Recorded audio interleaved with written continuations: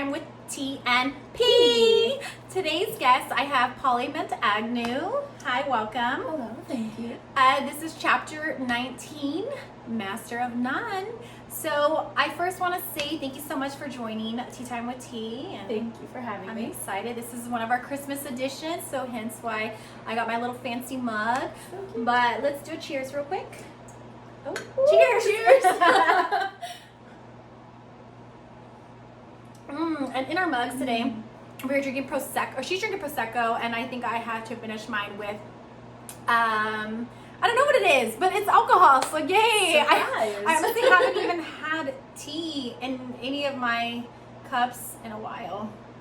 So maybe I should change it. Maybe It's it shouldn't be. 2020. It's Right? fine. That's... Maybe it shouldn't be tea time with tea. Maybe it should be tea time with or not even tea time, alcohol with tea. I don't know. But anyway, let's get started.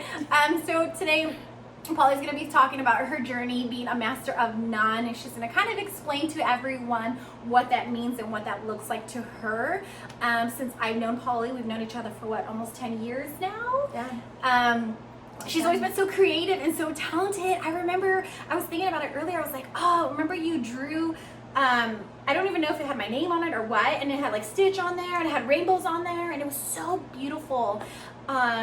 But yeah, you've always been so talented and creative. So I kind of want to hear your journey as to why you feel you're a master of none. Well, thank you. I remember making that for you, and it was super fun. But there's a saying, jack of all trades, master of none. And I know I've always taken that not so much as a compliment, but more so as kind of I guess kind of a statement that really pushes me to want to be a master of something, which is really hard because I've always felt kind of inadequate all my life. I've done all kinds of things. I was that kid who every summer I did like tennis camp, and then the next year I did junior lifeguard, and then the next year I did art camp, and Oh my God. And here's me everything. who I don't think I did anything besides dance. Yeah, I think I just danced. Which you're really, really good at. But that's all I did. So it's kind of cool to hear all of this. Yeah, so I think I did tap when I was like 3, and I still cannot tap. So definitely didn't master that one.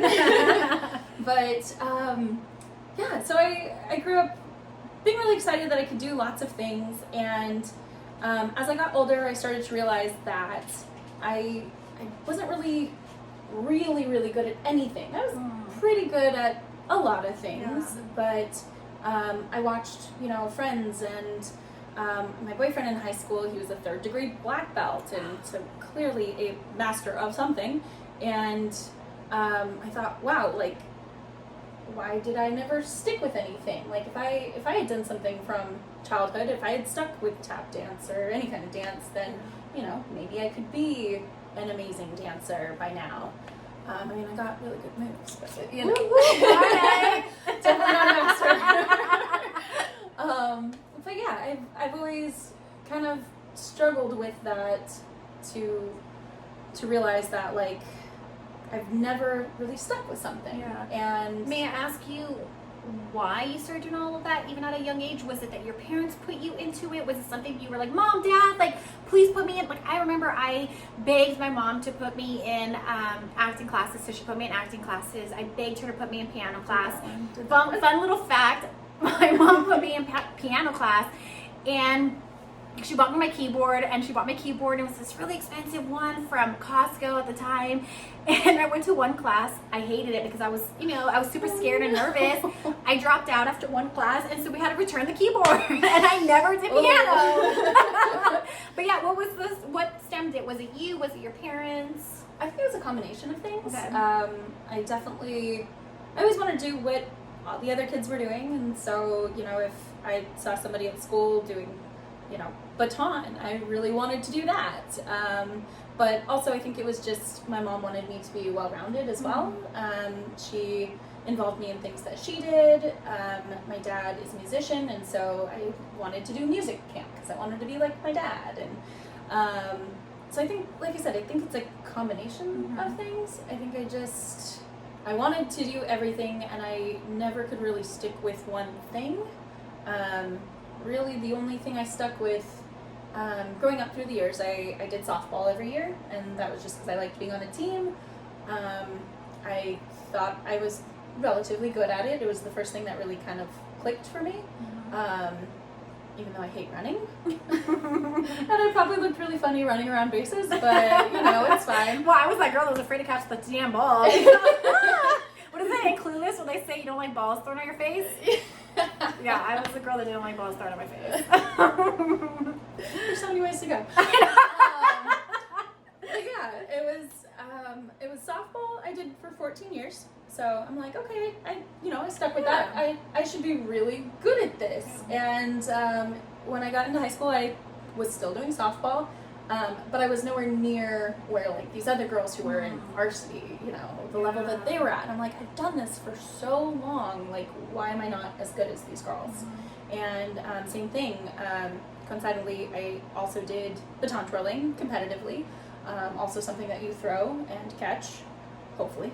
Or get hit in the face with many times. But same thing. I felt really good about it. I even taught for a couple years, like younger girls.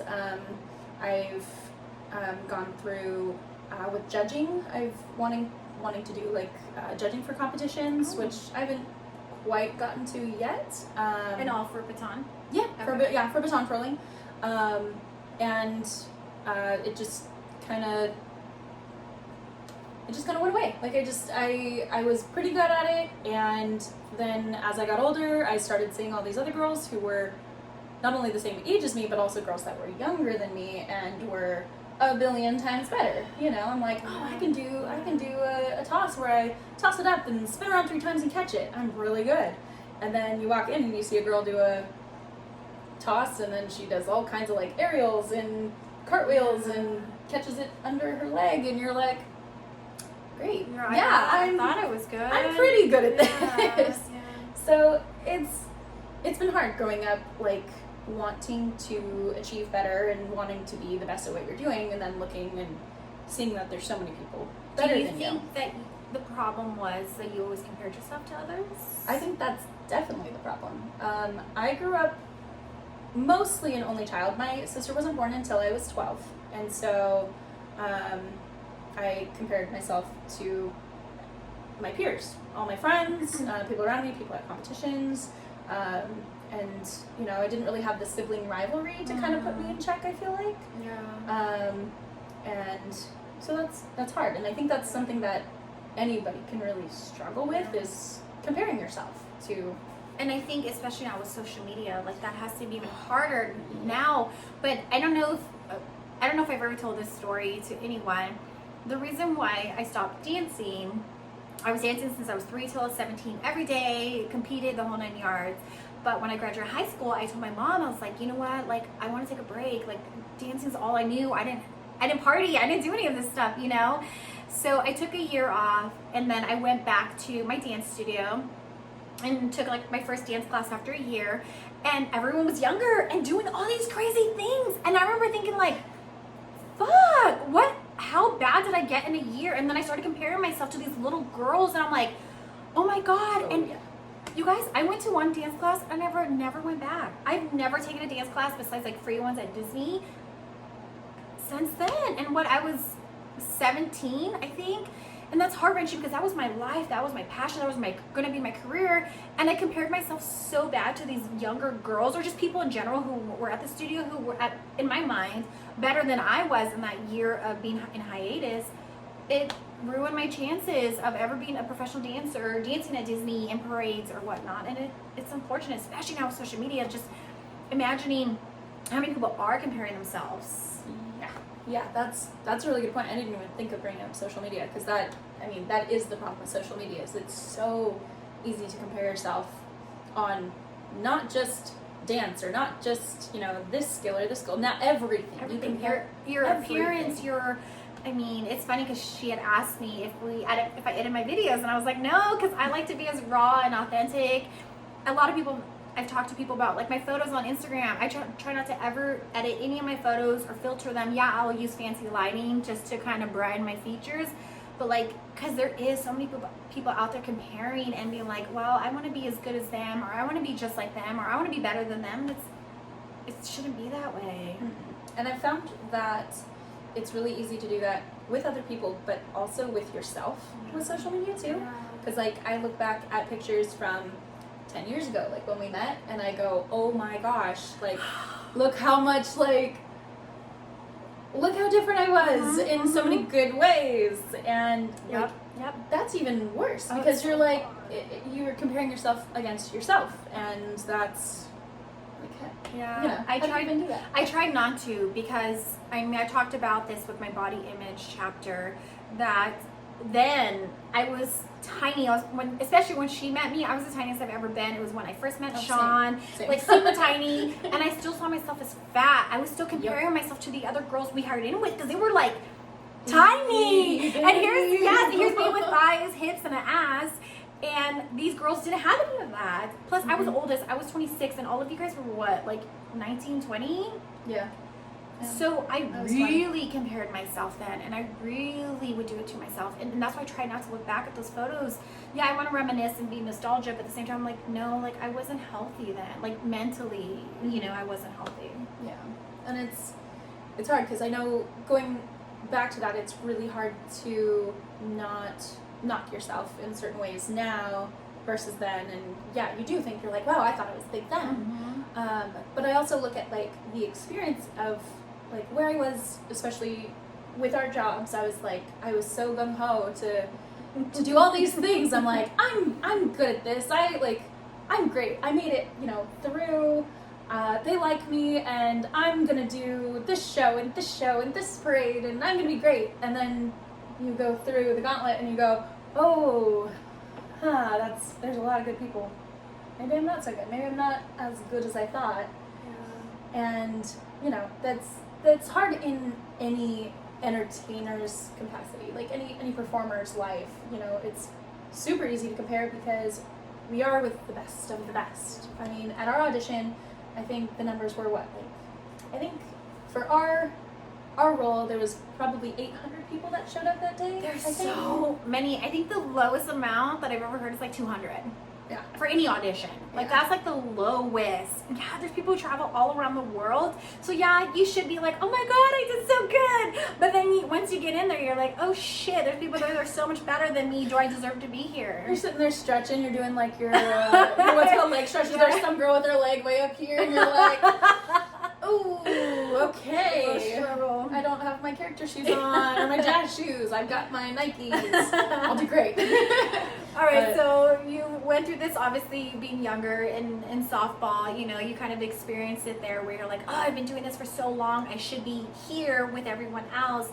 Can you kind of explain now how that carried on as in your adulthood? So,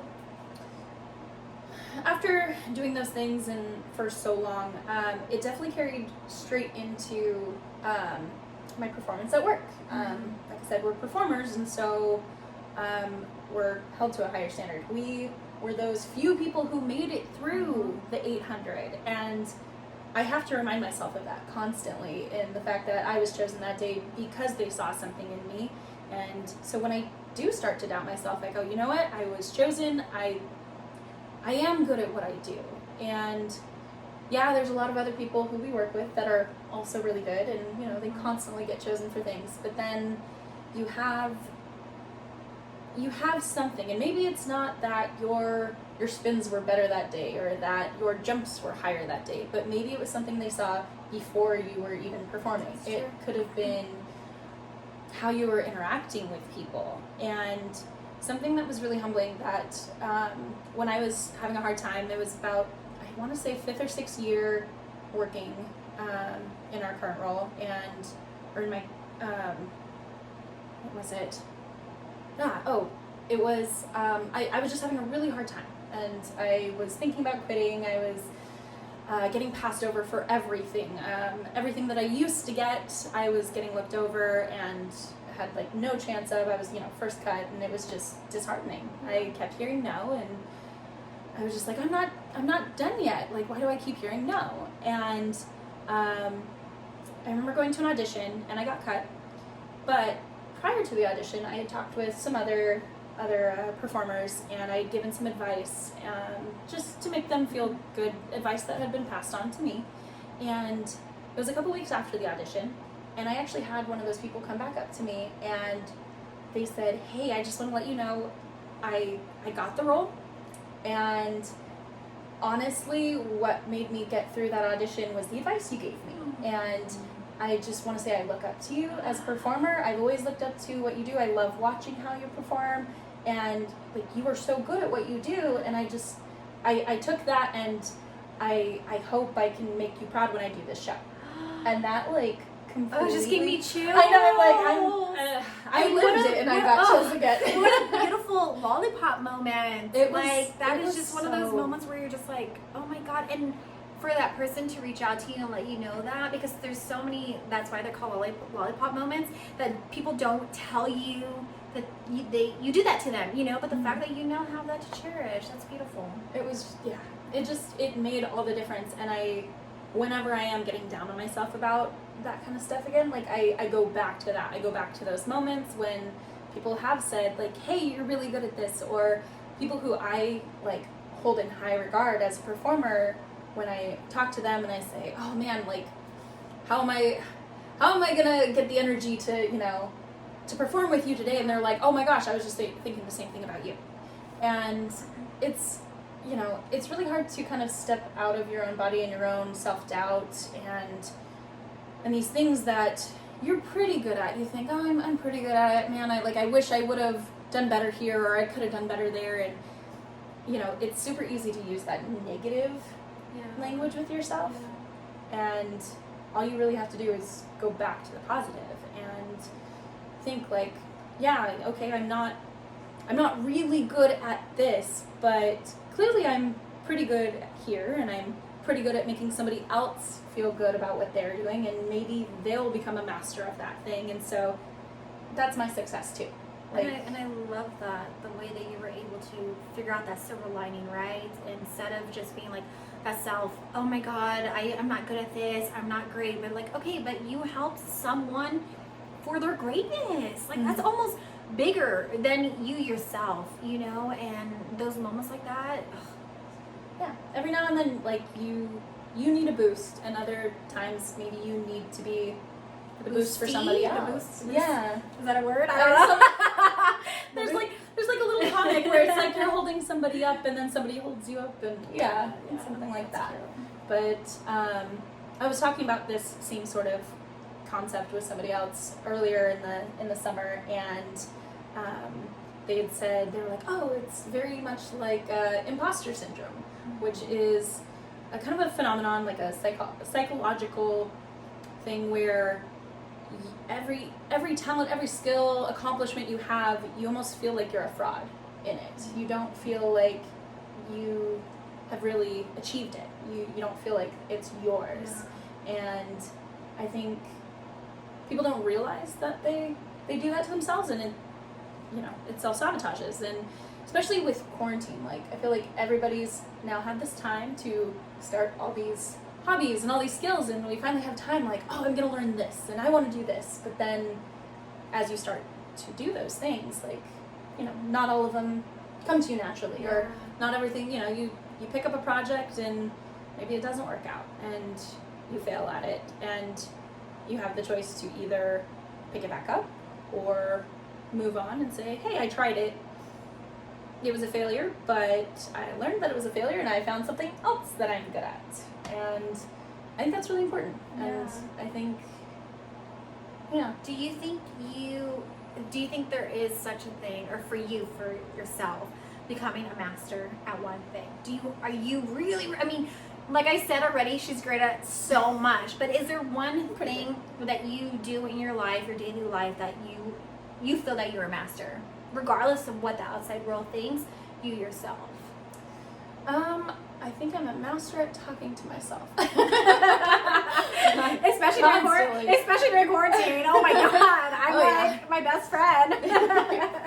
But really, I think this is going to sound super sappy and super cliche, but I think everybody can be the master of being themselves.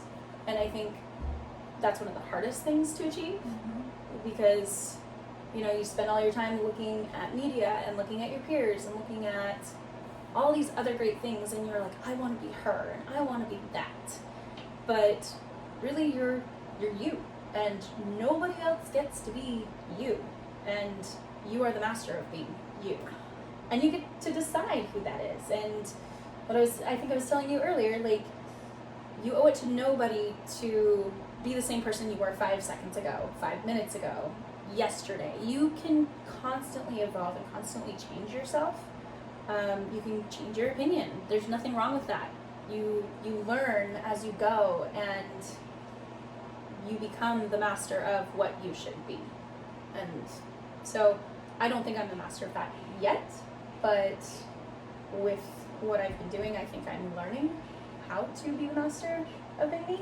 Yeah. And I've tried many, many different things during quarantine.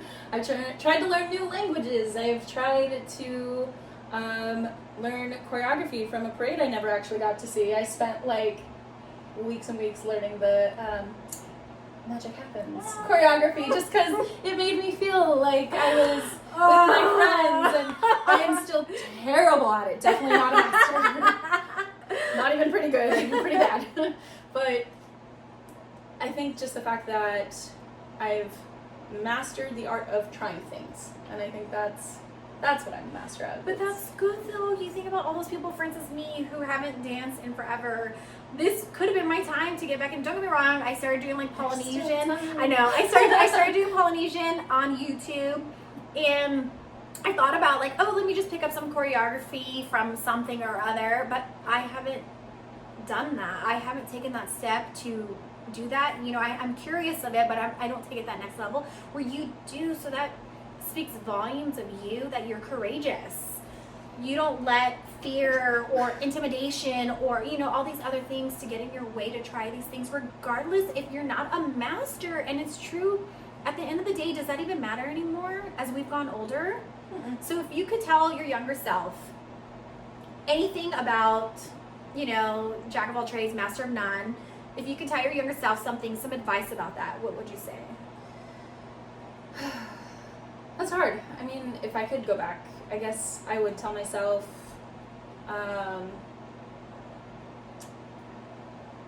just keep moving forward. Don't get hung up on the things that you do fail at, because there's no point in wasting time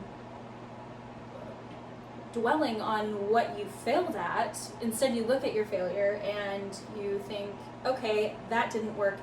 Like, how else can I do it? Or, you know, maybe this wasn't for me. There's other people that are great at it, and that's great. But, you know, maybe this helped me discover something else that I could be great at.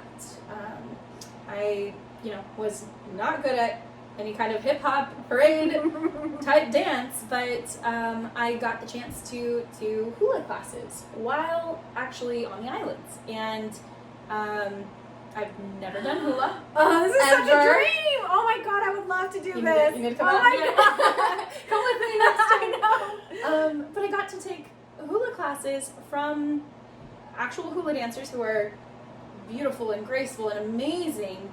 And my very first class, they had stopped me and they said, "You've never done this before?" And I was like, "No." They're like,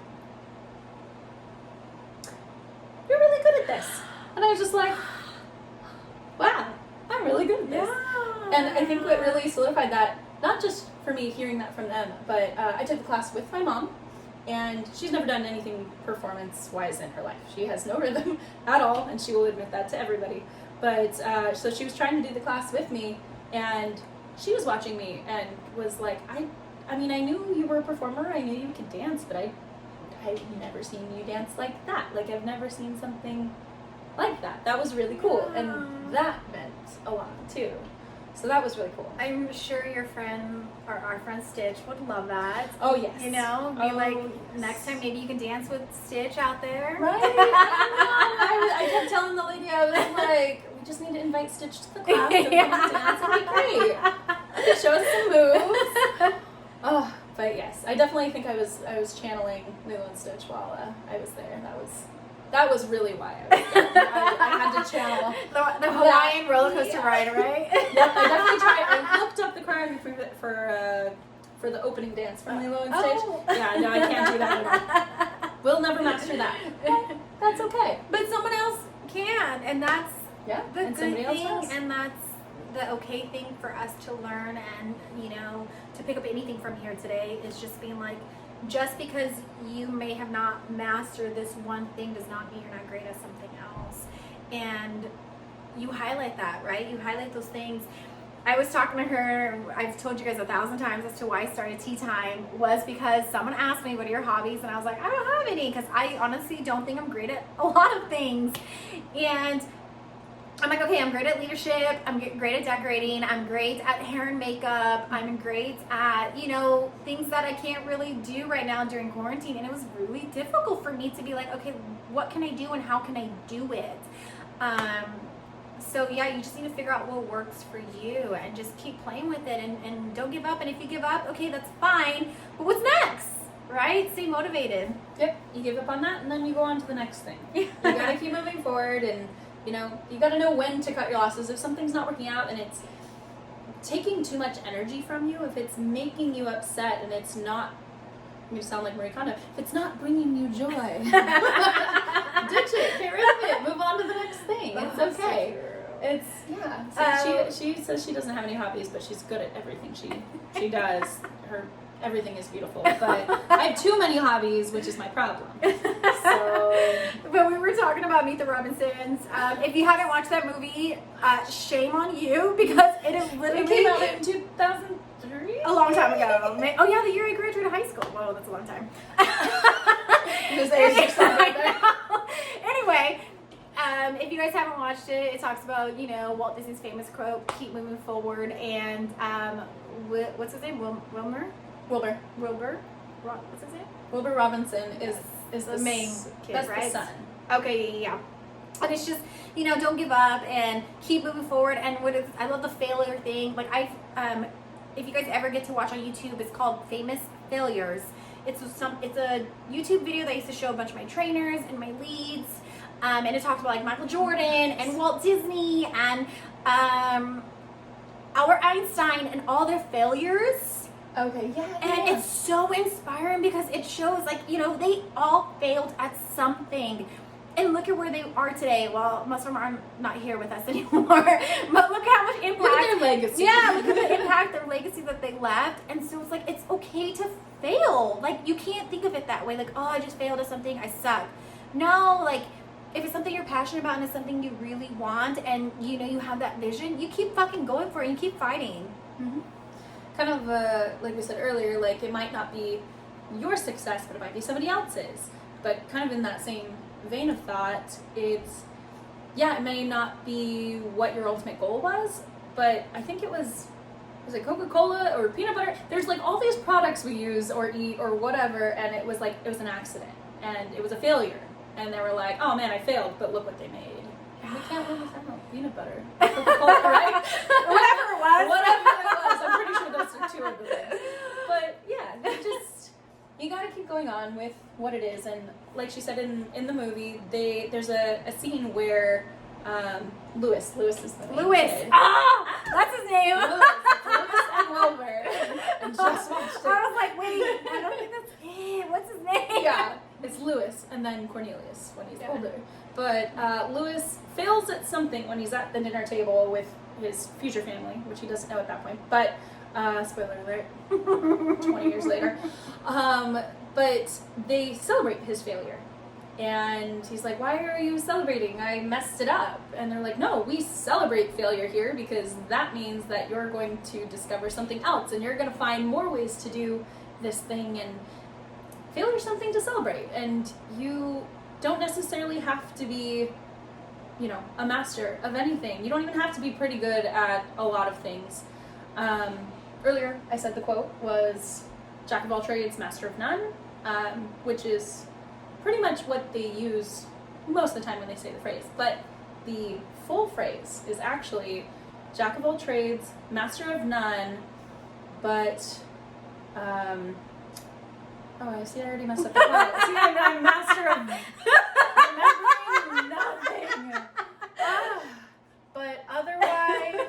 Google it. Other than, I think it's better than master of only one or something like that. I can find the quote. I'll remember it. But basically, it's the idea that you can be jack of all trades. You can be pretty good at a lot of things, and you could be a master of one thing. But why would you want to be a master of just one thing? Why not? Can you have the knowledge on so many other things? Why not be really good at a lot of things and celebrate what you're good at? Take those things, take those failures, take those accomplishments, put it all in like one big thing and celebrate all of it. Because if you're good at something, it's going to bring joy to somebody. And it should be you, but it brings joy to a lot of people when you're good at things because they can see that you're enjoying what you're doing too. Yeah. And that's important. I love that. All right, Polly, so it looks like we're almost done with this tea time. Is there anything that you kind of want to finish up with, or you feel that, my viewers have not seen or heard from you? Oh gosh, I feel like I've been talking in circles this whole time. I was like, that quote that I was supposed to nail and be a master of was kind of like my reigning moment. But didn't we talk about being authentic and genuine? Yeah, that it's just true. shows It's true. that. I know you were going to tell you how many times that I looked at that quote before we started filming. Okay. But no, I hope everybody out there, especially during this time when maybe you are working, maybe you're at home, maybe you're doing all kinds of things, maybe you're doing nothing, but I hope you can look back on any failure that you've ever had and really kind of take the lesson from it and take what you know and maybe pick something back up. Pick up something that maybe you tried 5 years ago, 10 years ago, and be like, oh, I sucked at it back then. But who knows? Maybe you just didn't have the knowledge at that point to know how to master that thing. And maybe you'll be good at it now. You never know. I love that. That's great. All right. Well, thank you so much. Paul, let's do our last cheers. Cheers. All right. Well, thank you everyone for watching Tea Time with T, Chapter 19. T&P. T&P. The most valuable thing that you could have owned in March.